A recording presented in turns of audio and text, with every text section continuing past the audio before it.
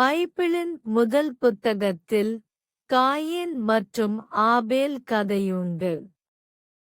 அதோடு முதல் மனிதர்களின் சந்ததியினர். மூத்த சகோதரர் காயின் விவசாயி, இளைய ஆபேல் மேய்ப்பர். காணொளியை நீங்கள் பார்க்க வேண்டும். ஆடுகளின் சிறந்த பகுதியை அளித்தார். காயின் சிறந்தவற்றை அல்ல, சில பழங்களைத் தந்தான்.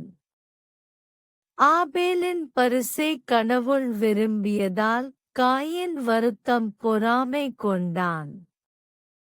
நல்ல காரியங்களைச் செய்தால் கெட்ட காரியம் கெட்டத்தையே வரவழைக்கும்.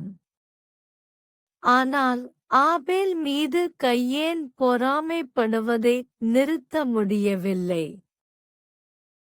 ஒரு பாறையை எடுத்து ஆபேல் மீது தாக்கினார்.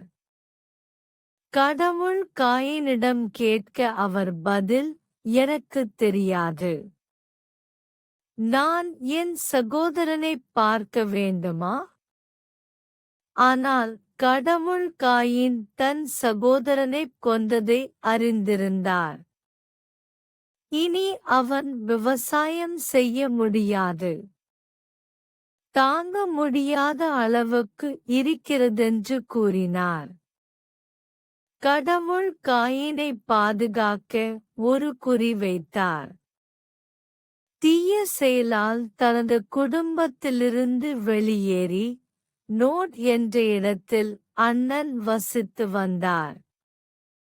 பொறாமை மற்றும் கோபம் தீம் செயல்களுக்கு காரணம்.